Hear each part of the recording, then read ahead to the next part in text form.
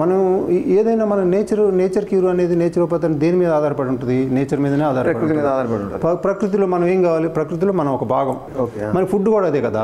దాంట్లోంచి అద్భుతమైనది స్ప్రౌట్స్, మనకి మొలకలు.